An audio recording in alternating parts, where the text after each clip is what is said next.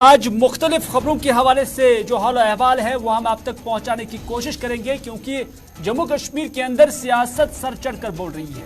गुलाम नबी आज़ाद का एक बड़ा बयान सामने आया है। गुलिस्तान न्यूज़ के जरिए आप एक मुफस्सल इंटरव्यू इशफाक गौहर के साथ आप देख सकते हैं का, लेकिन उससे पहले गुलाम नबी आज़ाद के नाम पर जो कुछ कहा जा रहा है कि उसे बार बार राज्यसभा भेजा जा रहा है, उसे चीफ मिनिस्टर बनाया गया है, कांग्रेस के अंदर मुख्तलिफ पदों पर उसे फाइज किया गया है, लेकिन गुलाम नबी आज़ाद की जानब से जो जवाब में मिला है उससे अगरचे कांग्रेस मायूसी का इजहार कर रही है, लेकिन गुलाम नबी आज़ाद ने इस हवाले से क्या कुछ कहा है आप न्यूज़ एट 6 देखते रहिए, हम आप तक पहुंचाएंगे। सैयद मोहम्मद अल्ताफ बुखारी की जानब से यह बात भी कही गई है कि दो चीजें उन्होंने हासिल की हैं, चाहे जॉब सिक्योरिटी की बात हो या लैंड प्रोटेक्शन की बात हो।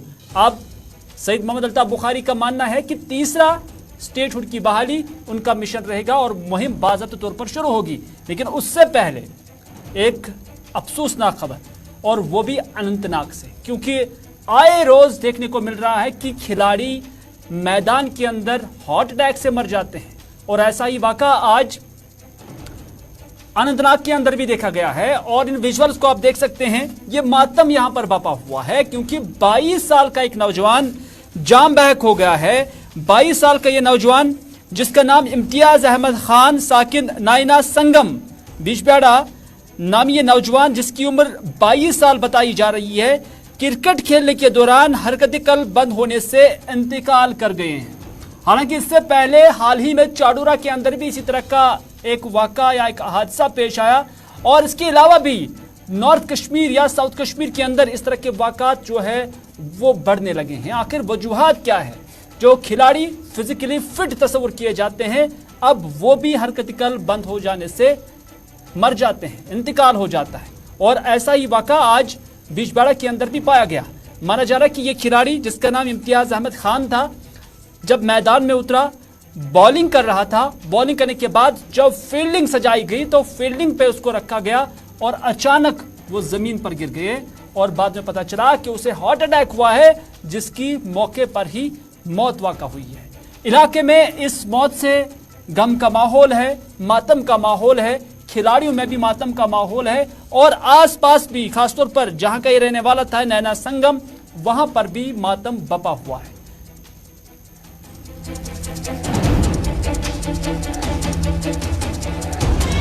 मैच शहर तम लोग गिंदन प्लेयर पर बाकी प्लेयर गए घर वर्दी अन्न, तम मजीद 7 लड़के गिंदन तन तो या बॉलिंग कर ओवर कर यु आव तो तम पे गई आन साइड से फील्डिंग कर सारी हेवन फील्डिंग दिन तो अमिस लगे खुद आ बुथ वर लाइन पे सारी दवन दवन तो अमिस लगे हिक अख जो पे लगे अमिस उल्टी उल्टी इन तम पे तुल यशबोर मे तो अत लाख गुजर अमिस घरस में बोज बे मोल तो मोज बे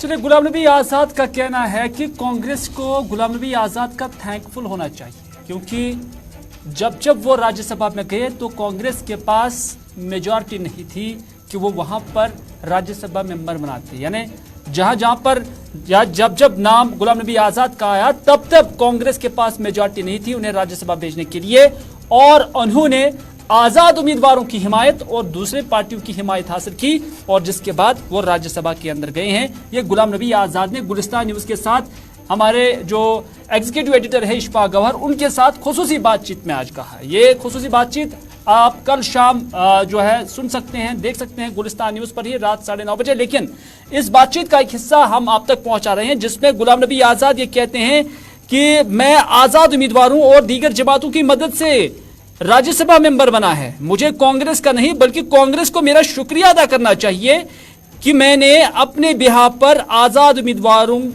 के वोट हासिल किए और राज्यसभा में 3 बार कांग्रेस के नाम से मेंबर भी बना। गुलाम नबी आज़ाद ने यह भी कहा कि मैं जम्मू कश्मीर का वजीर आला बना तो उसमें भी कांग्रेस का ज्यादा कंट्रीब्यूशन नहीं है। उनकी गवर्नमेंट मैंने दी, उन्होंने दी। राज्यसभा मैंने कई इंटरव्यू में कहा, पहली सीट मैंने जम्मू कश्मीर से ली, 3 वोट थे और 3 वोट से 40 वोट आए, तीसरी जरूरत। नेशनल कॉन्फ्रेंस में मेरी मदद की, मेरी मदद CPM ने की, कोई इन्होंने थोड़ी करवाई। उस वक्त तो केसरी जी थे। ये जो आज सब दिखते हैं इनका तो नामो निशान भी नहीं था 96 में। मुझे बताइए किसका नामो निशान था, है? और केसरी जी ने कहा कि भाई तुम जानो कैसे करोगे, मैं तो कुछ नहीं जानता जम्मू कश्मीर, और मैं जनरल सेक्रेटरी था। इंडिपेंडेंस ने 9 या 10 इंडिपेंडेंस ने दिया, दूसरी 2-2 पार्टी की थी उन्होंने दिया, 30 की मुझे जरूरत थी, मुझे 40 मिली। दूसरी दफा 17 सीटों पे मैंने, 17 कांग्रेस की थी, मैंने मैंडेट लिया कि मैं जिता के लाऊंगा, तो मैंने 13 वोट दूसरी पार्टियों से लिए। तीसरी दफा 12, तीसरी टर्म में कांग्रेस के पास 12 ही वोट थे, मुझे 18 की जरूरत थी, मैंने 18 वो 5-6 पार्टियों और इंडिपेंडेंस से ली, जीती, अपने सहारे जीती। कोई पैसा कांग्रेस ने दिया खरीदने के लिए, जो आजकल जैसे खरीदो फरीदना, कोई पैसा नहीं, चाय का 1 कप है। आपका ये मानना कि मैं राज्यसभा जब गया जी पार्टी नहीं, पार्टी के नहीं, मैंने वो पार्टी को दी। अच्छा, आप ये कह रहे हैं कि ये तो मैंने दी भाई, पार्टी को शुड बी थैंकफुल कि कांग्रेस का नाम पे करता तो मैं इंडिपेंडेंट डरता तो भी जीतता भाई। 3 सीटों से तो मुझे जीता नहीं, मैं 46 कहां से आ गए, तो 3 के बगैर भी मैं इंडिपेंडेंट लड़ता। तो चलिए, कांग्रेस को मेरा मशकूर रहना चाहिए, शुक्रगुजार रहना चाहिए, बल्कि मुझे उनका शुक्रगुजार नहीं रहना चाहिए, गुलाम नबी आजाद का कहना है। लेकिन सईद मोहम्मद अल्ताफ बुखारी क्या कुछ कहते हैं। उन्होंने कहा कि एब्रोगेशन ऑफ आर्टिकल 370 के बाद जम्मू कश्मीर के अंदर जो नए कवानीन लाए गए, जो सूरत हाल बनी, उसमें अपनी पार्टी ने जो पहल की है वो रंग लाई है। उन्होंने कहा कि पार्टी बनाते वक्त 3 बड़ी डिमांड्स उनकी रही हैं। एक ये कि जॉब सिक्योरिटी होनी चाहिए, लोकल्स को जॉब मिलना चाहिए, और सईद मोहम्मद अल्ताफ बुखारी का दावा है कि वो जॉब्स जो है वो रिजर्व रहे हैं जम्मू कश्मीर के लिए, नंबर 1। नंबर 2, उनका कहना है कि जो प्रॉपर्टी है या जमीनें हैं उस पर भी जो मालिकाना हुकूक है वो 95% रिजर्व हो गई हैं, सिर्फ 5% में कमी पेशी है। वो भी इससे पहले अगरचे लीज पर जाता था किसी भी जो इंडस्ट्री के एस्टैब्लिशमेंट के लिए, तो अब वो उसको खरीद भी सकता है। ये 5% का उस पर रिजर्वेशन है। तो उसमें उन्होंने कहा कि उसमें अगरचे उन्होंने कामयाबी हासिल की है, लेकिन अब एक और एजेंडा जो अभी मुकम्मल नहीं हुआ वो ये है कि जम्मू कश्मीर को दर्जा रियासत बहाल हो जाना चाहिए। और इस हवाले से आज सईद मोहम्मद अल्ताफ बुखारी की जानब से प्रेस कॉन्फ्रेंस भी दी गई है, और इस प्रेस कॉन्फ्रेंस में उन्होंने कहा कि सरकारी जॉब, जमीनों का तहफ़्फ़ुज़ और अब तीसरा दर्जा रियासत की बहाली हमारी अहम मांग थी, जिसको लेकर हमने कई बार मरकजी सरकार से बात भी की है। ताहम अब अपनी पार्टी की जानब से जिला मजिस्ट्रेट और यूटी स्तर पर लेफ्टिनेंट गवर्नर को पार्टी के वफूद मुलाकी होंगे और उन्हें दर्जा रियासत की बहाली के लिए यादाश्तें पेश की जाएंगी। रही बात 370 की, वो सुप्रीम कोर्ट के ज़ेर गौर है। ताहम सरकार ने वादा किया है कि जम्मू कश्मीर को रियासत का दर्जा दिया जाएगा और उसके लिए हम हाथ पर हाथ धरे नहीं बैठ सकते हैं। ये सईद मोहम्मद अल्ताफ बुखारी का कहना है। उन्होंने कहा कि 370 को लेकर ना ही मैं किसी को बेवकूफ़ बनाना चाहता हूं और ना ही कोई मज़ाक करना चाहता हूं और ना ही कोई झूठ बोलना चाहता हूं, बल्कि ये मामला सुप्रीम कोर्ट के ज़ेर गौर है और हम दुआ गो है कि सुप्रीम कोर्ट से इस पर जम्मू कश्मीर के लोगों के हक में फैसला आ जाए। लेकिन उनका ये कहना है कि जम्मू और कश्मीर सूबे की जो मीटिंग हुई है अपनी पार्टी की, उसमें उन्होंने यूनानिमसली मुत्तफिका तौर पर ये फैसला लिया है कि अब यादाश्तें जिला मजिस्ट्रेट्स और उसके साथ साथ लेफ्टिनेंट गवर्नर को पेश की जाएगी, जिसमें यह मुतालबा दोहराया जाएगा बड़ी जोरदार तरीके से कि जम्मू कश्मीर को स्टेट का दर्जा बहाल किया जाए, कि जम्मू कश्मीर के बच्चे ही जम्मू कश्मीर में जॉब ले सकते हैं, सरकारी जॉब्स। नंबर 2, जमीनों का 95% का प्रोटेक्शन है, खाली इंडस्ट्रियल यूज के लिए, जो पहले लीज पे होती थी अब वो खरीद सकते हैं, लेकिन 95% which is agricultural land cannot be bought by non-residents other than the state of Jammu and Kashmir or the UT of Jammu and Kashmir, whatever you may call. तीसरा है restoration of statehood. आज हमारी meeting थी, दोनों खित्तों में meeting थी, जम्मू में भी और यहाँ पर भी, और सभी हमारे ओहदेदारान मीटिंग में थे।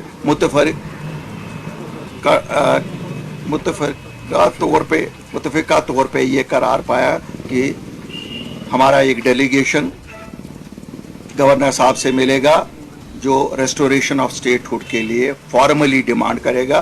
बिकॉज आपने देखा होगा पिछले 3 महीने से हम लोगों की तरफ से भी इस डिमांड की तायीद की गई है। हम ये गवर्नर साहब को करना चाहते हैं और जो गवर्नमेंट है, गवर्नमेंट को हर एक डिस्ट्रिक्ट में हमारी डिस्ट्रिक्ट कमेटियाँ जाके डिस्ट्रिक्ट मजिस्ट्रेट्स के थ्रू या डीसीज के थ्रू हम वहाँ से भी फॉर्मली सभी 20 डिस्ट्रिक्ट से ये भेजेंगे। So we want to register and achieve this statehood जो हमसे छीना गया है 5 अगस्त 2019 को। देखिए साहब, मैं तो 370 और 35 से सुप्रीम कोर्ट में है, मैंने तो कुछ नहीं उस पर, मुझे मालूम है, मैं जज्बात में नहीं बोलता हूँ, मुझे पता है वो सुप्रीम कोर्ट फैसला करेगा। अल्लाह करे जज साहिबान के दिल में रहम आ जाए, वो वही फैसला करें जो जम्मू कश्मीर के लोग चाहते हैं। तो मैं तो उस पर बात नहीं कर, लेकिन स्टेटहुड तो इनका वादा है, होम मिनिस्टर साहब का वादा है, प्राइम मिनिस्टर का वादा है, कर लीजिए ना रेस्टोर, हमारी पहचान तो रेस्टोर करिए। 2 टुकड़े तो आपने किए, उसको तो हम कुछ नहीं अभी कहते हैं, वो तो सुप्रीम कोर्ट डिसाइड करेगा क्या होगा क्या नहीं होगा। लेकिन ये तो हमारी जायज मांग, अगर हम चुप बैठते फिर तो ये जॉब्स की रिजर्वेशन भी नहीं। 370-35 के बाद तो हर everybody was allowed to apply for jobs. लेकिन जब हम लोग निकले, मेहनत की ना, उसी के लिए निकले ना, इसीलिए तो हम पब्लिक रिप्रेजेंटेटिव है। अगर अपनी पार्टी की पहचान आ जाए, अगर अपनी पार्टी को आज मानता जानता कोई है, वो इसीलिए है ना, क्यों ना हमने 370 का बोझ वहीं रख के फिलहाल नौकरियों को तो बचाया, जमीनों को तो बचाया। तो अब स्टेटहुड तीसरा रहता है मेरा एजेंडा, मैं कहता हूं वो भी लाऊंगा। 370 जब आएगा फिर उस वक्त 370 मुझे भी मिलेगा, जम्मू वाले को भी मिलेगा, सबको मिलेगा। वो तो कोर्ट करेगा ना डिसाइड। वो इनसे मांगना ना मांगना, ना मैं उन बेवकूफों में हूं कि मैं कहूंगा कि साहब मैं लाऊंगा। वो आपको पता है मैं आज डिविएट नहीं करना चाहता हूं, because I don't want to dilute these main issues. ये आज हमारी जिंदगी और मौत। इधर महबूबा मुफ्ती आज ट्विटर पे मुतहरिक थी और ट्विटर पे उन्होंने एमनेस्टी इंडिया का एक ट्वीट उसको रिट्वीट करने के बाद उसे अपनी इबारत से नवाजा और उस पर कुछ लाइनें लिखी हैं। दरअसल जो एमनेस्टी इंडिया है उन्होंने लिखा था कि we are being punished by the law, जिसके साथ ही अब महबूबा मुफ्ती ने भी ट्वीट किया और महबूबा मुफ्ती ने इस ट्वीट में लिखा है कि तनकीदी आवाज़ों को हिरासा करना और धमका कर यहाँ की इंतजामिया जम्मू व कश्मीर में और इसके बारे में मालूमात के तमाम आज़ाद और मोतबर ज़राए को निशाना बना रहे हैं। ये महबूबा मुफ्ती कहती है, ये महबूबा मुफ्ती का ट्वीट है। और महबूबा मुफ्ती ने आगे इस ट्वीट में लिखा है कि सख्त गिर पॉलिसी के जरिए से तमाम इख्तिलाफी राय यानी जो भी कोई डिसेंट है उस राय रखने वालों पर भी खामोशी तारी की गई है, जिससे खत्ते में खौफ और गैर यकीनी की सूरत हाल पैदा हो गई है। ये महबूबा मुफ्ती ने एमनेस्टी इंडिया के उस ट्वीट के पस मंजर में लिखा था जिसमें उन्होंने कहा था कि we are being punished by the law, 3 years of abrogation of Article 370 in Jammu and Kashmir documents how Indian authorities have intensified the repression of rights। ये एमनेस्टी इंडिया का एक ट्वीट था जिसके साथ ही महबूबा मुफ्ती ने फिर अपनी आवाज़ भी मिलाई है।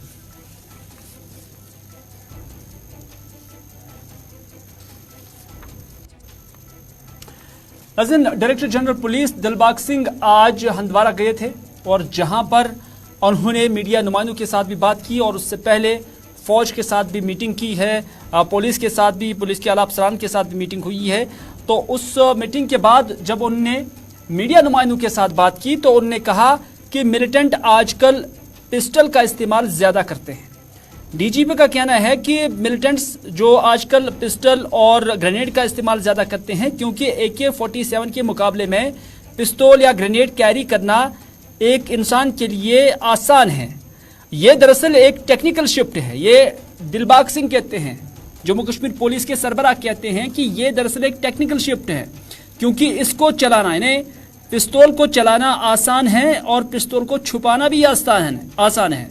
नए मिलिटेंट्स यानी जिन्हें हम हाइब्रिड मिलिटेंट्स कहते हैं, जो देखने को आम शहरी दिखते हैं और अचानक इस हथियार का इस्तेमाल करने के बाद मिलिटेंट बन जाता है, लेकिन फोर्सेज इसका मुकाबला करने के लिए मुकम्मल तैयार है। ये दिलबाग सिंह का दावा है। उन्होंने कहा कि मिलिटेंटों की तादाद भी 1/3 तक रह गई है और इसका क्रेडिट मकामी आबादी को जाता है जिनके ताउन के बगैर मिलिटेंसी में इस तरह का डिक्लाइन मुमकिन नहीं था। पिस्टल को एक तो लाना और आगे इस्तेमाल करना, ट्रांसपोर्ट करना आसान होता है। इसी पिस्टल को लेकर के अर्बन एरियाज में मिल्टन सी को चलाना आसान हो जाता है, जहां आप गली कूचे में, बाजार में आराम से पिस्टल छुपा के निकल सकते हैं और किसी बेगुनाह की जान ले सकते हैं। इसी तरह की कार्रवाइयाँ श्रीनगर शहर में काफ़ी पिछले को 1-2 साल में हुई, पिस्टल का इस्तेमाल हुआ। इस तरह की कार्रवाइयाँ रूरल एरियाज में भी हुई जिसमें पिस्टल का इस्तेमाल हुआ। हम लोग बहुत बड़ी तादाद में जो पाकिस्तान से आया हुआ स्मगल होकर पिस्टल है, ग्रेनेड है, उसको पकड़ चुके हैं। इसके साथ साथ AK-47 या बाकी हथियार, असला बारूद जो पार से आया वो भी बड़ी तादाद में पकड़ा गया है। ये एक टैक्टिकल शिफ्ट है, AK-47 से पिस्टल पर मेटल को शिफ्ट करना। इसको चलाना आसान है, छुपाना आसान है। इसीलिए जो नया बना हुआ मिलिटेंट है, जिसको हाइब्रिड टेररिस्ट भी कभी कभी कहते हैं, जो देखने को आम शहरी दिखता है मगर अचानक जब पिस्टल निकालता है, किसी को बेगुनाह को गोली मारता है, उसी वक्त मिलिटेंट की सफ़ों में शामिल हो जाता है। इस तरह के मिलिटेंट्स को जिंदा रखना, चलाना, उसके लिए पिस्टल ज़्यादा कारगर साबित हो रहा है। मगर ऐसा नहीं कि पिस्टल के खिलाफ हम लोगों की कोई कमजोरी रही है। बहुत बड़ी तादाद में जो पिस्टल स्मगल होकर आके आया है, पकड़ा गया है। बहुत सारे लोग जो पिस्टल लेकर के जिनको मिलिटेंट बनाया गया, उनको भी पकड़ा गया है, जो उनका सफाया हुआ है। ये कार्रवाई दिलबाग सिंह ने कहा कि दरअंदाजी इस साल लगभग ना के बराबर रही है। कुछ कोशिशें जरूर की गई हैं, उनको नाकाम भी बनाया गया है, ये दिलबाग सिंह का कहना है। इक्का दुक्का दरअंदाजी के जो वाक़ात है वो कामयाब हुए, उस पर फौज के साथ गुप्तशनीद भी हुई और साथ ही साथ मुश्तरका लाहेअमल भी मुरतब करने पर गौर व फिक्र जारी है। उन्होंने कहा कि कुपवाड़ा के लोगों के लिए मुबारक की बात है कि यहाँ मिलिटेंसी 0 पर आई है और हम चाहते हैं कि ये 0 पर ही रहे। यहाँ के नौजवानों से भी अपील की जाती है कि वो जिस अमन के साथ रह रहे हैं उसी अमन से रहे। उन्होंने ये भी कहा कि ड्रग्स का कारोबार पहले से ही वसी हो गया है।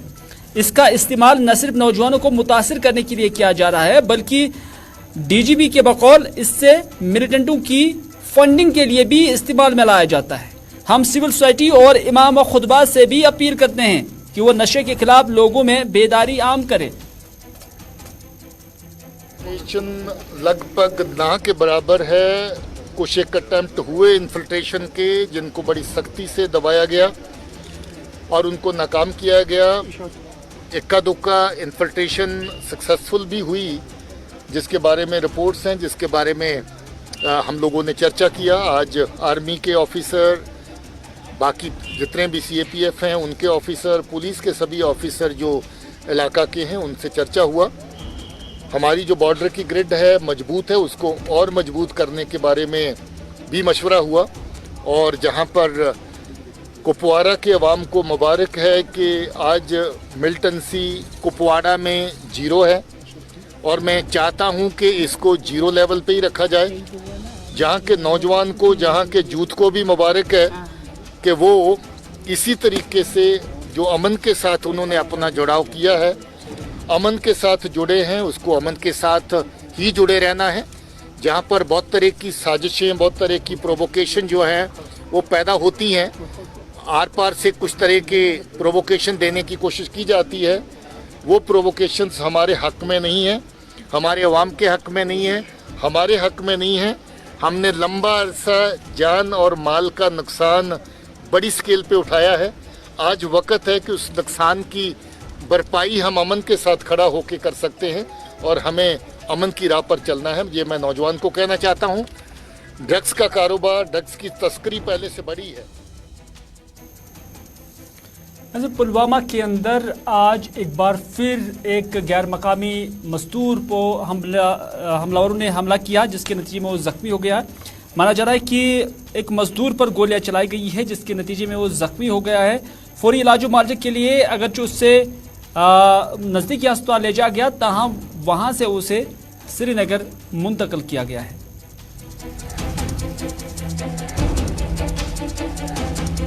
वो गांव है जहां आज सुबह सुबह मिलिटेंटों ने एक गैर मुकामी मजदूर को अपनी गोलियों का निशाना बनाया, जिसमें वो शदीद तौर ज़ख्मी हुए हैं। फिर इस जख्मी होने के बाद उसको नज़दीकी डिस्ट्रिक्ट हॉस्पिटल मुंतकिल किया है, जहाँ पर डॉक्टर ने उसे श्रीनगर के SMHS हॉस्पिटल शिफ्ट किया गया है, जहाँ पर उसकी हालत जो है वो तशवीशनाक बताई जा रही है। इस हमले के फ़ौरन बाद जो है सिक्योरिटी फोर्सेज ने यहाँ पे कार्ड एंड सर्च ऑपरेशन शुरू किया और घर घर तलाशी भी जारी। नाज़रीन, अनंतनाग के कुकरनाग इलाके से गुजर तबके से ताल्लुक़ रखने वाले, इसके बारे में ये भी बताया जाता है कि वो PDP का लीडर था। आज उन्होंने पीरज़ादा मोहम्मद सईद के रिहाइशगाह पर गुलाम नबी आज़ाद का जो ग्रुप है उसमें शामिल होने का दावा किया है। दावा क्या किया है, बल्कि शामिल हो गए हैं। और इस हवाले से आज यहाँ पर पीरज़ादा मोहम्मद सईद ने उनका इस्तकबाल भी किया और इस मौके पर यह भी बताया गया कि वो गुलजार अहमद, इसका नाम है चौधरी गुलजार अहमद, ये दरअसल गुजर बकरवाल एडवाइजरी बोर्ड के VC भी रहे हैं और आज उन्होंने अपने कारकुनों समेत गुलाम नबी आज़ाद का ग्रुप ज्वाइन किया है।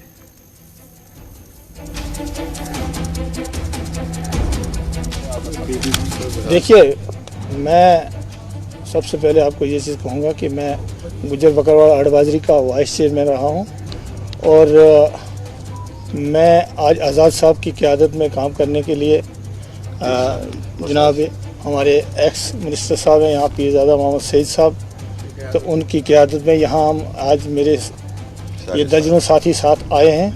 और मैं आपको बता दूं कि जब यहाँ गुलाम नबी आज़ाद साहब जब यहाँ 2005 से लेकर 2008 तक जब यहाँ के वज़ीर आला थे, तो मैंने उस टाइम ये देखा है कि जितना उसके टाइम में यहाँ पे डेवलपमेंट हुई है, चाहे तहसील, चाहे ब्लॉक, डिस्ट्रिक्ट, मेडिकल कॉलेज, तो इन चीज़ों को जब हम देखें ग्राउंड में तो हमें आज मैंने महसूस किया कि हमें गुलाम नबी आज़ाद साहब की यहाँ ज़रूरत थी। शुक्र अल्लाह का कि उन्होंने एक फ़ैसला लिया, तो हम उसकी क़यादत में काम करना चाहते हैं। और मैंने जब आर्टिकल तो नाज़रीन, था आज का न्यूज़ एट 6। अपने मेज़बान मीर हिलाल हाजिर को दीजिए ये प्रोग्राम यहीं पर इख्तिताम करने की इजाज़त, इस वादे के साथ कि अगर ज़िंदगी रही तो आपसे फिर होगी मुलाकात। तब तक के लिए खुदा हाफिज़, फ़ी अमान अल्लाह।